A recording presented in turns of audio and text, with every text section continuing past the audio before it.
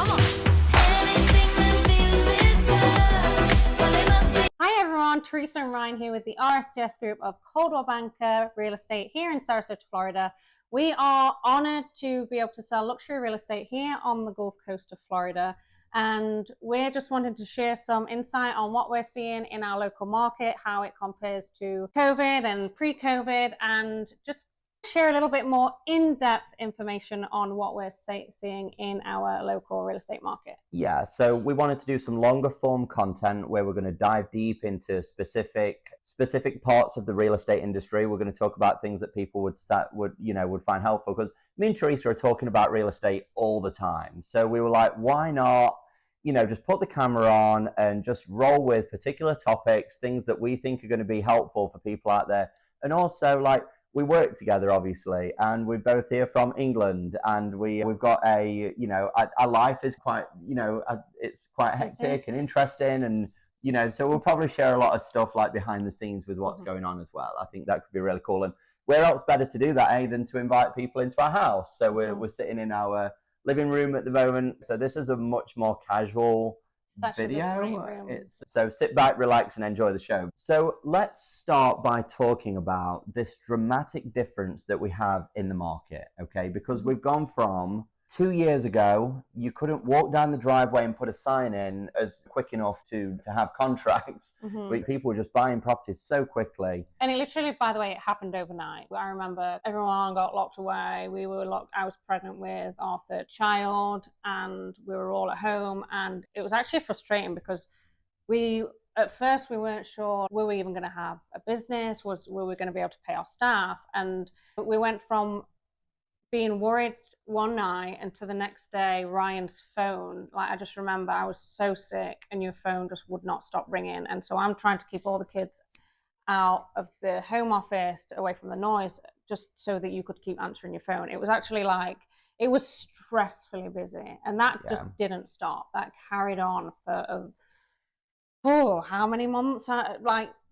12, 24 months almost. And then, it was a long time, and then it just fell off. And it's interesting because we almost had this perfect environment for anybody that had a home that perhaps had something that was undesirable. Perhaps you could hear the main road from the backyard, or it had a bad view of something, or it needed a new kitchen, or the bathroom, anything. Neighbors weren't keeping up with their property, or perhaps it was just on an undesirable lot in the community. They were hard to sell pre-COVID. Yeah, that's my point. None of that mattered. It didn't matter what you had, you were selling it. You were going to sell it, yeah. But now, fast forward to today, all of that matters. Everything right? Matters, yeah. What's a huge dramatic change in the real estate market is inventory levels. So sellers have a lot more competition today than what they did a year ago. Buyers have more choice. And so buyers have been sitting on the sidelines. They've been waiting for some sort of shift in interest rate levels, and they've been just waiting it out to see if there's going to be any sort of dip in the market or whatever. And I think they're figuring out that the house prices are pretty solid, but interest rates are coming down. So buyers are coming back into the market, but they've been looking. They've been looking on Zillow. They haven't stopped. They've been talking to us for months and months. And now they're finally ready to come and see a property. If you don't have a clean front door, if you don't have, landscape that's been kept up with, if you are, things are just not quite in tip-top shape at home, you really are not doing yourself any favors when it comes to inviting buyers into your home and standing out from your competition, because there is so much more of it today. So the first piece of advice that we're going to give to people is the market's changed. There's more competition. I think that properties really need to be competitively priced now. And you have got to make your home look as amazing as it possibly can. And what does that mean? Because this is actually the part that's I would always, so how this usually works with mine and Theresa's system here is I would usually be meeting with the sellers initially. That's generally how it works. I'm working with them on price. I'm working with them on just market conditions, marketing, how we're going to position the property to get it sold. So all those things. But then I'm going to bring you in to help them get their property looking its best And Yeah. and also, obviously, it's very important for you to be involved at that point, because you're also the one, between you and Anna, putting together a lot of the marketing for the home. So at that point, that's when you really get a good understanding. And I'm able to see what the highlights are of the home, what maybe needs some work, maybe what we want to concentrate our first few photographs on, and what we don't want to concentrate those first few photographs on, and just basically give a seller some pointers on what sticks out from our perspective. And we work with buyers on a daily basis, so we know what they're looking at. And so it's our job to do a punch list of items that we know that when a buyer walks in, they're going to look at that patch on the ceiling, or they're going to notice the even like brown kitchen cabinetry, and the colour's not right. And I think that we've used this a lot this year, haven't we? The Real Vitalize program. Yeah. And I think that the Real Vitalize program is very good. And what Real Vitalize is, it's a program that we have within our team, where we'll basically go into a house and we will pay for renovations, staging, if it's got plumbing work that needs to be done. But ultimately, if we can raise the level of that property to help it to bring a better price, but also just to get it to sell, because the homes that don't have those things, they're not selling, are they? And so we really want for our listings to be shown in their best light. And I think that, to your point, it's everything from the landscaping outside to, you mentioned, the door handles and stuff. People are walking into that property. And I was having this conversation with a friend yesterday, like, when you live in your house, and I remember when we were here at one point, and you made a comment, oh, you're collecting piles, because obviously we're busy and we went through our own renovation ourselves, and we hadn't quite settled in yet, but I didn't know where anything really belonged, and I slowly just, every room had a pile. But you get that it's there after a while, and I feel like everybody has their own, it might not be a pile of stuff, but they have, maybe the pile of family photographs over there that just need to come, or just stuff. And it takes the eye of somebody new coming into a home that actually sees the stuff that you don't see anymore. 100%. That can make a home feel maybe cluttered or unclean. Or Theresa, we're in this house now. We've been going through a renovation here for some time, and we were great in the beginning. We had 6 months of non-stop. It was contractors, and we had this punch list. And then what happened was, we ended up moving in. We got comfortable. And school but how much stuff is there here that's not done, and how much do we just live with? Because we don't see it anymore. We don't see. For example, we have no doors on our bedroom. Like, a normal person would be like, "Oh my god, you have no door in your bedroom." And it's like, kind of gotten used to it. You're just, our room's on the other side of the house. The kids are over there. It's, if one of them wakes up in the night, it's easy to hear them. But then when we have a group of people over, especially newer people, it's, we really point out how weird it is that we don't have doors. We should get some doors though. Yeah, we should get some doors. If anybody has a recommendation on these, no, I'll tell you what we should do. We should make them square. Absolutely not. Are you serious? Yeah. No. Because then it's going to take. Why would you do that? Well, then it's going to take a $20,000 project to a $3,000 project. I'd rather live without my doors than turn them into square. It's arches. To that point, we use things as a homeowner, and you generally tend to look past them over time, and you get more and more comfortable with that stuff. So it's really. It's our job to ensure that we're not allowing that kind of stuff. It's actually my job, because you are. It is your job. Yeah. That's very correct. You would just let the pile sit. I'm the one that has to move it. You just. Why are we getting their property in the best possible condition? Why is that important? Because there's inventory. Because there's so much more competition now, and you have to stand out. And you have to. And again, it also depends on the price point. If you've got a luxury property, for example, and you price it, I don't want to say significantly below market value, but you price it for what state it's in. I like to say. So if you're selling a $10 million property, for example, if you've got things wrong with it, such as maybe there's issues with the roof, or there's issues with the pool system, or there's whole patches in the wall, or the electronics aren't working, that's it. a $10 million buyer is going to expect for everything to work and everything to run and work seamlessly. If it doesn't, they're gonna think, okay, what else is wrong with this property? And they're probably going to very quickly start to I don't think it matters to the price point, though. I think that could be in any price point. It's just, and that's the problem with deferred maintenance. If there's little things, people start picking up on them. There's something else that's interesting as well that I've been seeing. So what about this as a concept along this line, right? So there's 3 things that any buyer's looking for, right?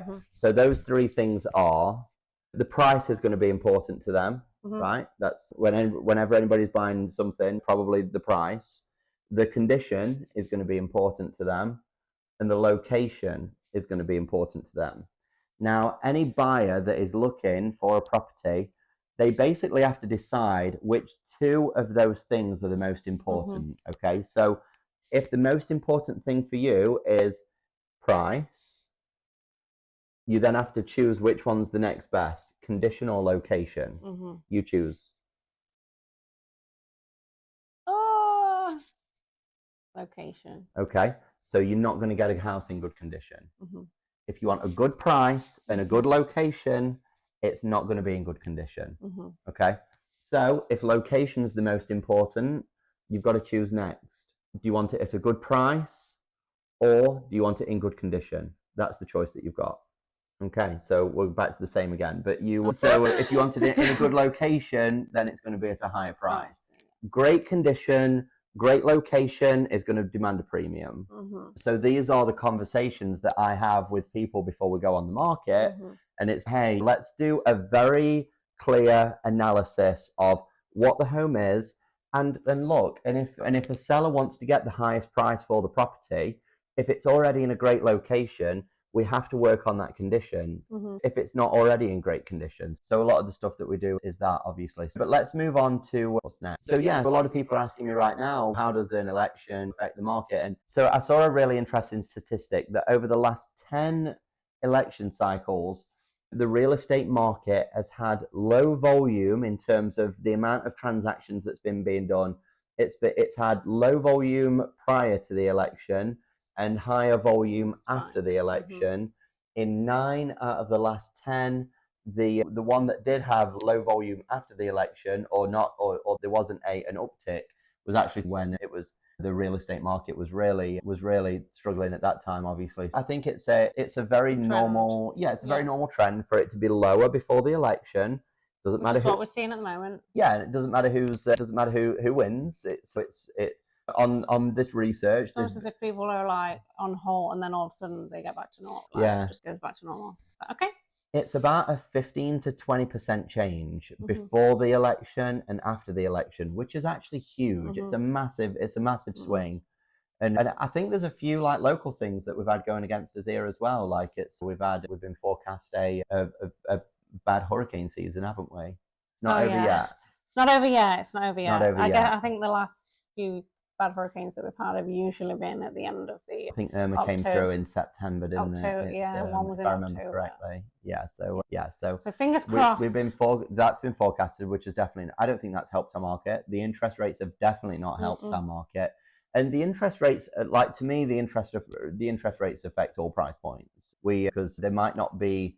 I think that there's definitely a huge population of people who are, getting a loan and they're concerned about their affordability and their buying power drops down a lot when the interest rates go up. No longer for that same $4,000 a month, they can only buy a $600,000 home now, whereas before that $4,000 a month could have bought them a $900,000 home. Plus the prices have gone up so much, so that $600,000 home is also the equivalent to what was a $380,000 home. So it's people to think about swapping a 3% mortgage to a 6.5%, 7% mortgage. That is a huge part of it. So there's so many people locked in at crazy low interest rates. It's so difficult for them to come out of those. There's a lot of people that are just locked into their properties because they've got such a good deal. Might not be perfect, but look, if you've got a 3.2% mortgage, you're not swapping that for a 7% mortgage, are you? So that's been a big part of it. But the election is just a part of the normal cycle. It's every 4 years we experience this. We have that along with the hurricane season, the low interest rates. Florida summer anyway is seasonally low, and yeah, we get a lot of snowbirds in town come October, November, through to Easter time. Pre-COVID, I think COVID was we forgot what a season was like because COVID we were busy 12 months out of the year, whereas pre-COVID we saw that summer slump. Yeah. And we've seen that summer slump this year, and where it's okay, back to that seasonal 100%. Real estate market.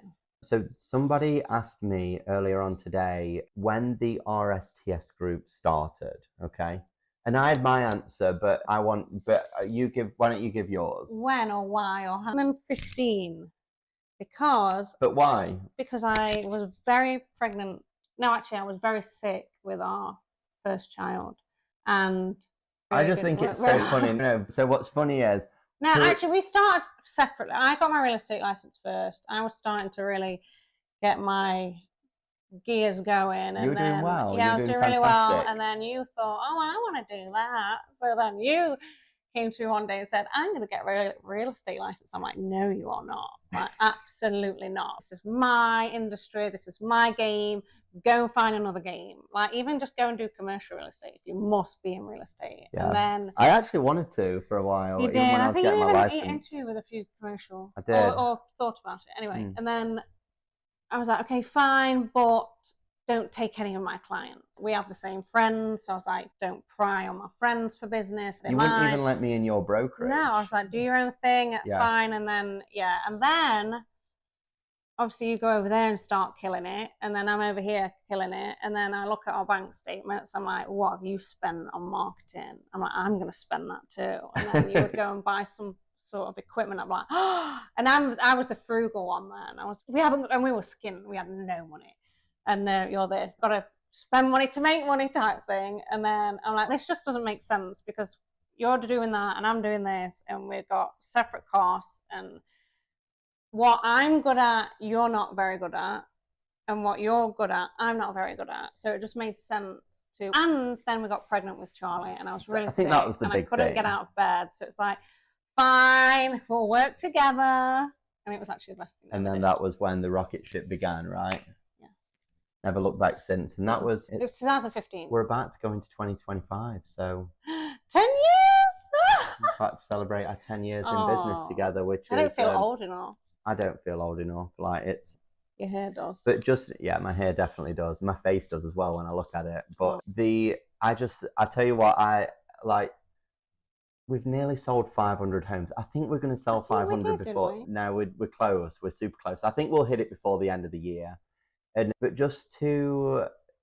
That's a lot of houses. Oh my gosh, Theresa, to look at the map of where all these sales are. We've literally covered there's barely a street in Sarasota that we haven't either sold a house on or sold a house close to, and it's just absolutely crazy. I could drive down the street and literally just keep pointing out homes that we've sold, and not only have we done really great on, super proud of us for selling 500 homes, but also some of the most highest profile property sales within our marketplace we've been a part of. That's to sell homes that are in the. I'm tired.